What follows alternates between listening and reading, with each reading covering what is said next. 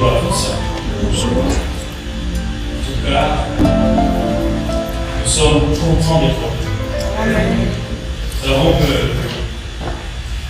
la Bible dit que la joie de notre Seigneur, de notre Dieu est notre force. Tout croyant, tout chrétien, personne qui aime Jésus-Christ, doit aimer, louer Dieu, glorifier Dieu, doit aimer se trouver à la présence de Dieu. Très important. Combien notre Dieu, notre Seigneur Jésus-Christ lui-même, il a dit une chose importante. Il a où deux ou trois sont rassemblés en mon nom. Je suis au milieu.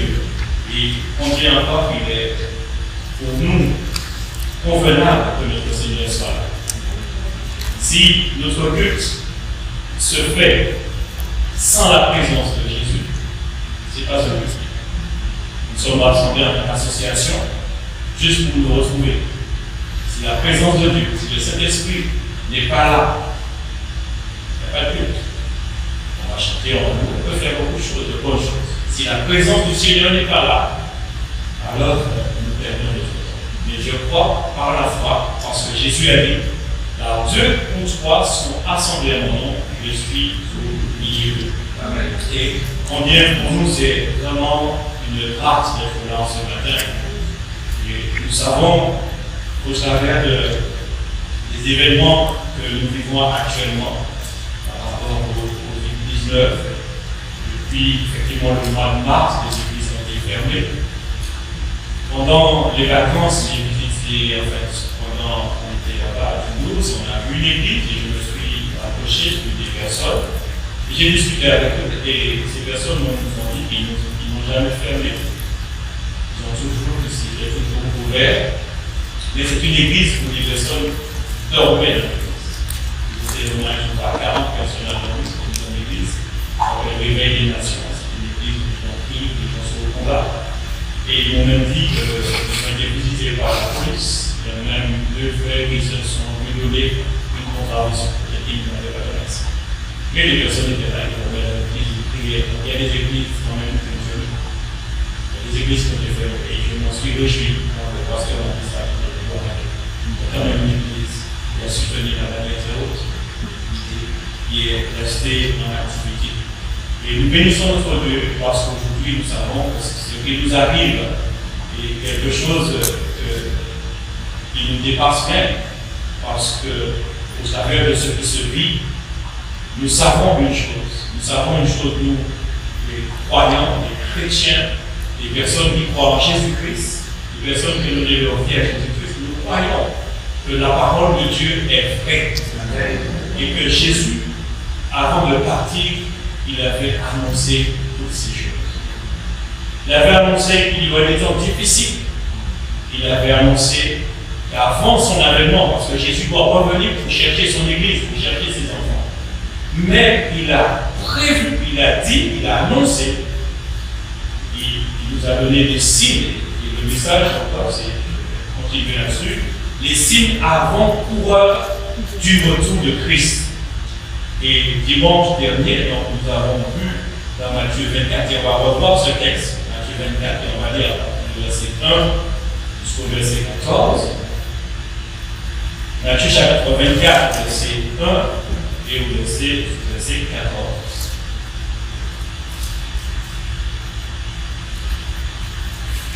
Il est écrit, comme Jésus s'en allait au sortir du temple, ses disciples s'approchèrent pour lui en faire remarquer les constructions, mais il leur dit, voyez-vous tout cela? Je vous le dis en vérité, il ne restera pas ici pierre sur pierre qui ne sera renversée. Il s'assit sur la montagne des Oliviers et les disciples vinrent en particulier lui dire cette question. Dis-nous, quand cela arrivera-t-il et quel sera le signe de ton avènement et de la fin du monde? Jésus leur répondit, prenez garde que personne ne vous séduise, car plusieurs viendront sous mon nom disant, c'est moi qui suis le Christ. Et ils séduiront beaucoup de gens. Ça, vous entendrez parler de guerre et de bruit de guerre. Ça a toujours été, et il en est encore aujourd'hui. Gardez-vous d'être troublés, car il faut que ces choses arrivent. Mais ce ne sera pas encore la fin. Une nation s'élèvera contre une nation et un royaume contre un royaume. Et il y aura en divers lieux des famines et des tremblements de terre. Tout cela ne sera que le commencement des douleurs. Donc, ce sont les signes que Jésus a donnés avant qu'il retourne et puisse enlever l'Église. Donc, les signes de la fin des temps. Et nous savons que toutes ces choses-là, nous avons des informations un peu à notre approche. Nous savons que depuis que nous sommes sur terre, on entend on va de pays où il y a une famine. On voit qu'il y a des tribulations, il y a des royaumes comme des royaumes. Le verset 9, alors on vous livrera au tourment et non vous fera mourir, et vous serez haïs de toutes les nations à cause de mon nom. Alors aussi plusieurs succomberont et ils se haïront les uns les autres. Verset 11. Plusieurs faux prophètes s'élèveront et ils séduiront beaucoup de gens. Et parce que l'iniquité se sera accrue, la charité du plus grand nombre se refroidira. Mais celui qui persévérera jusqu'à la fin sera sauvé. Cette bonne nouvelle du royaume sera prêchée dans le monde entier pour servir de témoignage à toutes les nations, alors viendra la fin. Donc, Jésus il peint un tableau général pour dire voilà les signes de la fin des temps. Donc, les guerres, les crimes de guerre, les faux Christ, les personnes qui vont venir pour dire je suis le Christ. Donc, vous savez de ça, on voit aussi les religions qui se proclament de Dieu de plus en plus. Et donc, ils disent que oui, c'est une idée de l'humanité. Donc, toutes ces choses-là, ça a toujours été. C'est une manière qui est. Et moi, je ne voudrais pas axer mon message sur tous les termes généraux. Dire que les guerres, les royaumes, les familles, toutes ces choses-là, c'est pour tout le monde. Je veux que nous regardions à ce qui se passe pour l'Église, pour la foi. Et dimanche dernier, j'ai parlé d'un signe où il dit, verset 9, alors on vous livrera au tourment et l'on vous fera mourir. Et j'ai pris ce mot tourment, où je dis le mot tourment veut dire supplice, torture et très grande douleur physique, vive souffrance morale. Le mot est aussi tourmenté, dit qu'il est encore au tourment, au souci, est déchiré par les scrupules, l'angoisse, par l'anxiété, par l'inquiétude. Et je vous disais que la première église, lorsqu'elle a connu les persécutions, il y a des chrétiens qui sont tourmentés. Ils sont tourmentés parce qu'ils sont persécutés. On cherche à les tuer. Et au début de l'église, en fait, c'était comme ça. C'était la mort, physiquement. Et même aujourd'hui, dans des pays où on ne veut pas des chrétiens du tout, on continue à tuer les chrétiens. Mais c'est d'une manière physique. Mais pour nous, en Europe, le tourment existe. Mais c'est d'une manière, on va dire, psychique. C'est dans la pensée. C'est des angoisses. C'est toutes ces choses-là. Aujourd'hui, combien de chrétiens vivent le tourment? Donc, les choses ne sont pas tellement physiques, mais c'est spirituel. Le diable a changé sa stratégie.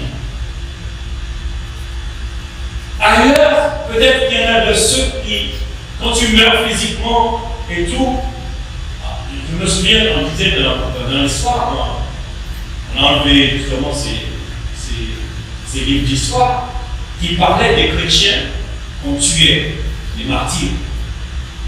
Et on dit qu'ils allaient dans des arènes, quand ils étaient dans des arènes, ils étaient dévorés par des lions, et qu'ils allaient en chantant.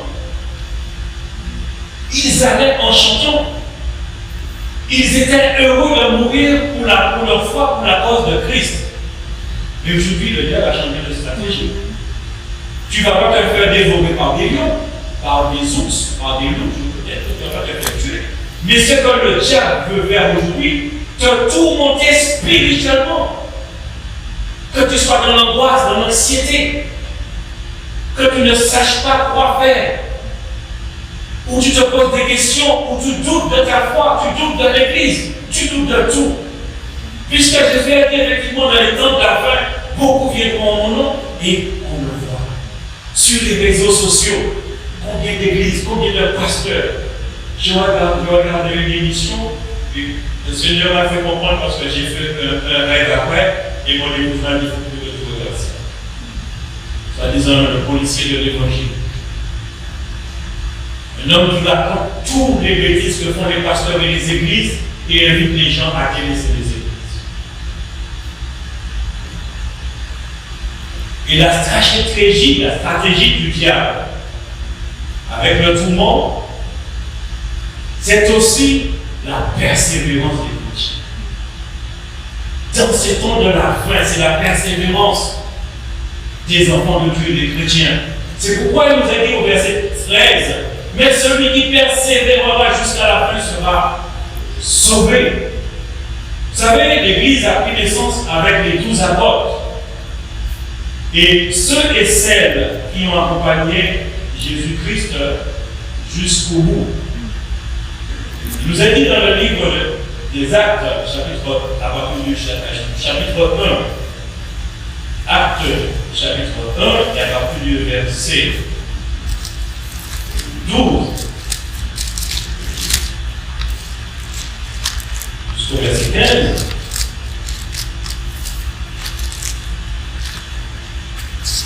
Il parle des disciples lorsque Jésus a été enlevé au ciel. Alors, verset 11 nous dit, un ange qui vient qui parle aux apôtres, homme galiléen, pourquoi vous arrêtez-vous et à regarder au ciel? Ce Jésus qui a été enlevé au ciel du milieu de vous viendra de la même manière que vous l'avez vu à notre ciel. Alors ils retournèrent à Jérusalem de la montagne appelée les Oliviers, et près de Jérusalem, à la distance du chemin de Sabbat. Quand ils furent arrivés, ils montèrent dans la chambre haute où ils se tenaient d'ordinaire.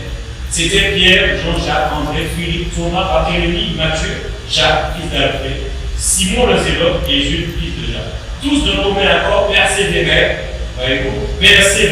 dans la prière, dans l'oraison, qui veut dire dans le discours, avec les femmes et Marie, mère de Jésus, et avec les frères de Jésus.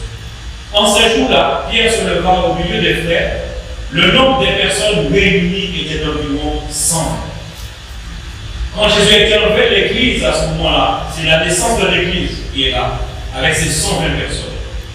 Et l'église va démarrer parce que Jésus avait dit, avant de faire quoi que ce soit, restez ensemble et attendez, je vais vous envoyer ce que je vous ai promis, à savoir le Saint-Esprit.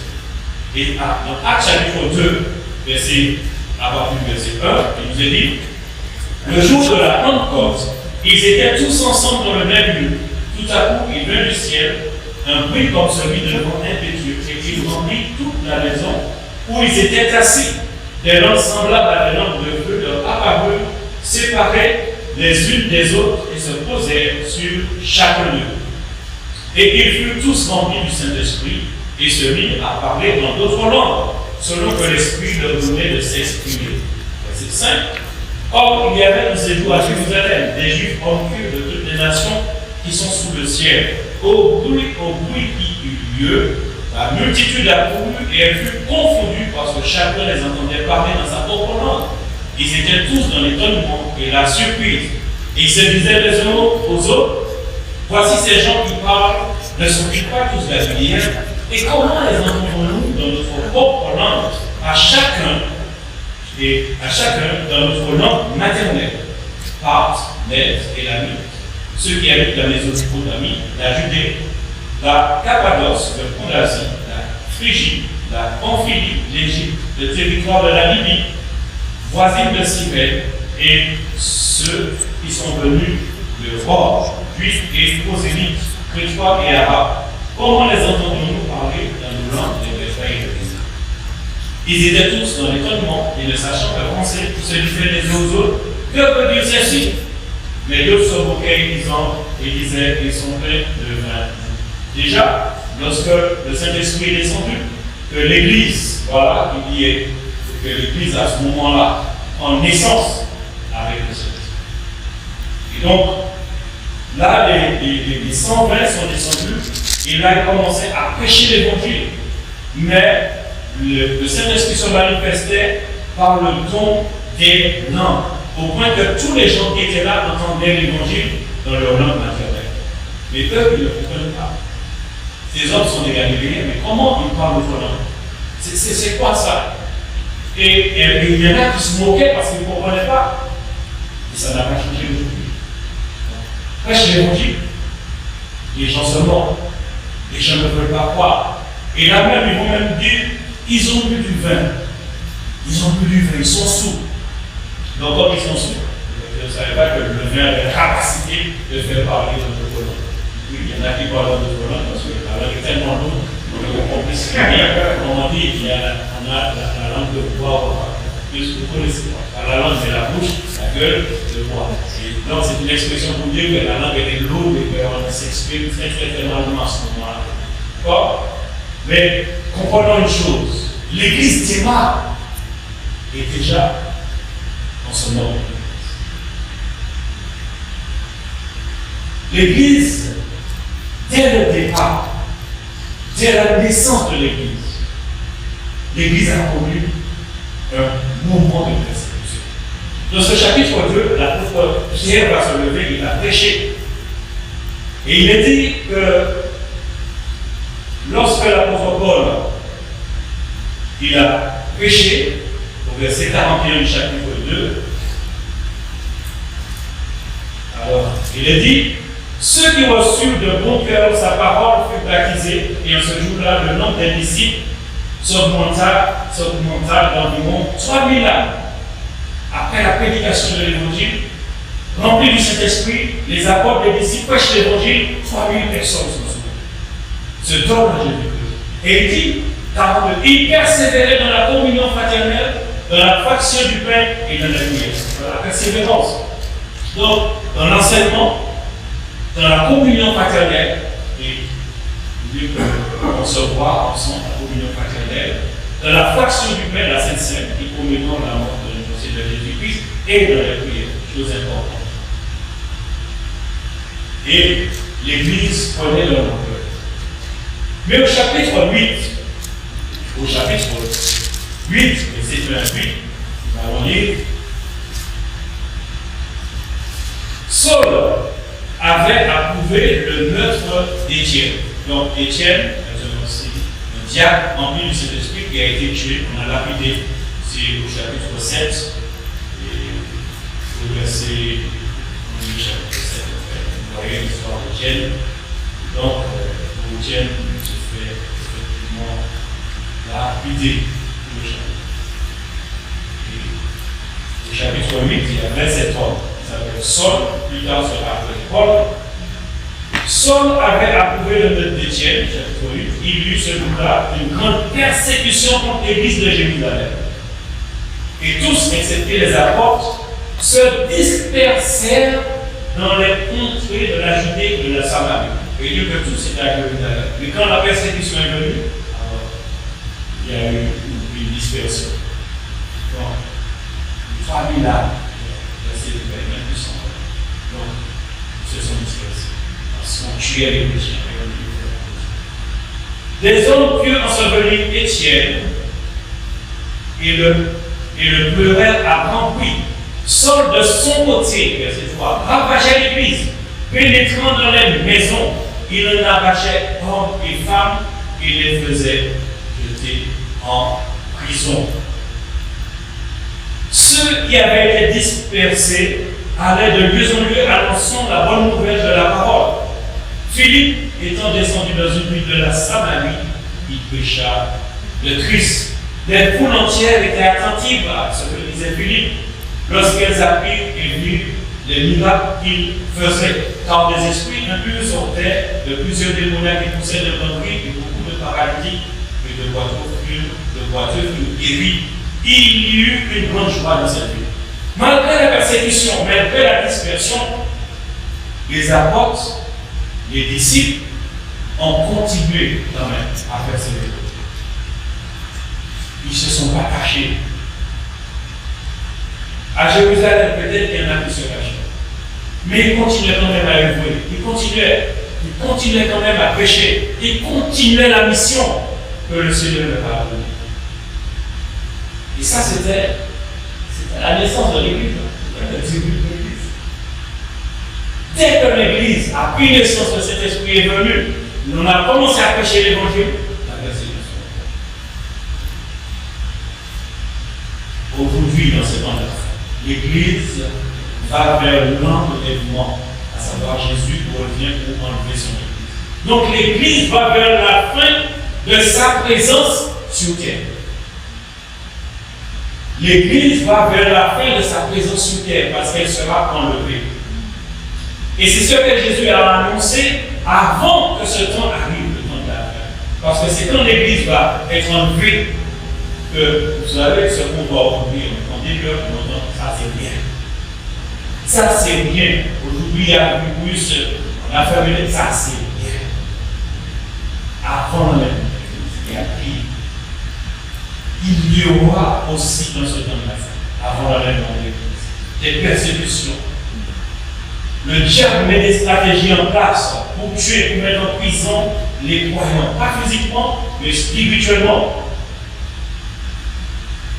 Si les chrétiens du premier temps, à la naissance de l'Église, ont persévéré malgré la difficulté, malgré le danger, malgré leur vie, qui était mise à mort,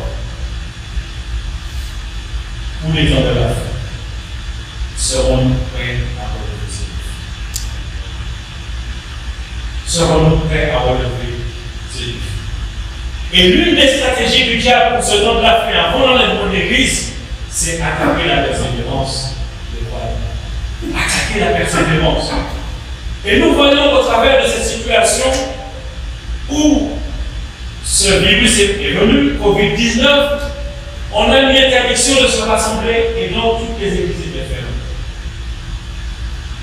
Et au travers de cela, combien on continue à persévérer? Combien à la maison on continue à lire la Bible? Combien on continue à prier? Combien on continue à louer Dieu? Combien? C'est la question. Est-ce qu'il y en a qui continuent à persévérer, à même prêcher la parole? Parce qu'aujourd'hui, ce que nous vivons là, c'est un combat spirituel. C'est une forme de persécution. Là maintenant, on a permis que nous retournions dans la salle, mais avec des contraintes. Distance, 2 mètres, ou des fois 2 mètres, c'est pas plus grand. Avec des masques, avec toute une restriction. Et toutes ces choses-là, pour nous permettre effectivement de nous réunir et de continuer à louer Dieu. Mais je peux vous dire, il y a beaucoup de chrétiens qui ne reviennent plus à l'église. À cause de ces contraintes. Je vous dis, je l'ai dit dimanche dernier, j'ai un serviteur qui m'a dit lorsqu'ils ont réuni les bien-aimés pour dire que c'est le déconfinement, qu'est-ce qu'on fait? Il y en a qui ont dit, jamais je vais mettre un masque pour venir louer Dieu. Parce que c'est pas. Vous savez, ici, c'est pas comme aux Antilles. Vous savez, en Martinique, en Guadeloupe, en Guyane, le mois de janvier jusqu'au mois d'avril, il y a le carnaval. Or, le carnaval, on se défoule, on dit des bêtises. C'est pas une fête qui loue Dieu, qui glorifie Dieu. C'est une fête qui glorifie Satan, qui glorifie le diable. Mais les gens portent des masques. Et comme nous, en tant qu'enfants de Dieu, on sait que c'est pas la gloire de Dieu. Mais aujourd'hui, on dit aux croyants de se masquer pour entrer à l'église. Donc vous voyez que culturellement, il y a un défi à relever. Et il y en a qui me disent jamais. Je suis en contact avec des serviteurs, ils m'ont dit, frère, il ne faut pas croire que c'est facile. Il ne faut pas croire que les gens sont pressés de revenir dans l'église. Le diable a trouvé une stratégie pour tuer la persévérance. Le diable a trouvé une stratégie pour empêcher aux chrétiens de se rassembler. Pourtant, Jésus a dit, et dans Matthieu 18, au verset 20, là où 2 ou 3 sont assemblés en mon nom, je suis au milieu d'eux. Donc, il y a une grâce excellente, il y a une bénédiction particulière lorsque les enfants de Dieu sont rassemblés ensemble. La présence de Jésus, la présence du Saint-Esprit, le Saint-Esprit manifeste la gloire de Jésus-Christ parmi nous. Et le diable veut justement enlever ça. Parce que ça, c'est la force des enfants de Dieu. Où Jésus vient, où l'Esprit de Dieu manifeste la gloire de Dieu au sein du peuple. Combien vous allez voir des personnes que vous voyez auparavant, afin que ces choses-là arrivent, qui étaient motivées pour venir à l'église, ne seront plus motivées. Faute de contraintes, ils vont dire. Et là, en ce moment, nous avons dit par rapport au masque, nous n'allons pas faire 2 heures de culte. Pour le culte, nous allons faire qu'1 heure. En attendant, parce qu'on démarre pour voir si éventuellement on ne va pas faire 2 cultes, tout dépend du nombre de personnes. S'il y a trop de personnes, on ne peut pas prendre le nombre de personnes qu'on prenait avant le confinement. Donc, il va falloir s'organiser. Mais en attendant, on a prévu de faire qu'1 heure. Mais vous savez quoi? Il y a de ceux et de celles qui vont dire quoi? Venir à l'église pour 1 heure de temps. Je préfère rester à la maison, je vais regarder le culte. Ça dure plus longtemps. Et c'est prétexte. Ça, c'est stratégie. Quand tu étais confiné, tu ne voyais plus les frères et les sœurs. Comment te comportais-tu? Vous savez, tant qu'il n'y a pas d'épreuve, tant qu'il n'y a pas de difficulté, on ne voit pas le frère Israël. On ne voit pas le frère Israël. Parce que des fois, on est religieux, et pas enfant. Quand tu es enfant de Dieu, ça ne change pas, ta nature ne change pas. Et rien ne peut t'empêcher de persévérer et de venir pour nous glorifier. Il y a des contraintes, oui, mais ailleurs, on-tu des difficultés? Dans des pays, nous savons qu'il y a des pays où, à cause de telle religion, les chrétiens sont vus comme des ennemis. Et on les tue. On fait en sorte que les églises soient fermées. On brûle des églises actuellement dans certains pays. Or, les chrétiens continuent à persévérer. Ils ne sont pas sacrifiés. Mais le diable a trouvé une stratégie pour empêcher les chrétiens de persévérer. Trop de contraintes. Et encore, avec ces contraintes, nous sommes obligés. On a désorganisé l'église pour réorganiser l'église. Et il y a des contraintes. Les choses ne sont pas comme auparavant. Et il va falloir accepter toutes ces contraintes. Moi-même, le premier, j'avais des difficultés. Mais le Seigneur m'a appelé à servir et à accomplir une mission dans cette église. Il y a eu un moment donné, je voulais aussi tout lâcher. Mais à un moment donné, avec quand on est serviteur de Dieu, l'ennemi te bombarde aussi de pensées. Il dit, mais c'est toi, en tant que serviteur, toi, le berger, il va attaquer le berger de ton poste à disperser. Il ne faut pas croire que moi je ne suis pas visé parce que je prêche la parole, parce que je suis en contact avec la parole, que moi aussi je suis visé. Mais je me dois, parce que j'ai dit oui au Seigneur. J'ai répondu oui, me voici. Donc je me dois d'être là, même si des fois c'est difficile, même si des fois l'envie de tout laisser aussi peut venir me trouver. Et j'ai entendu un témoignage d'une personne, et je prends ça encore le dimanche prochain, qui a dit qu'au Canada, des serviteurs lui ont enseigné la parole. Aujourd'hui, il voit que ces serviteurs ne sont plus responsables d'église, qui vont en boîte de nuit, qui préfèrent s'amuser. Il y a eu un décès.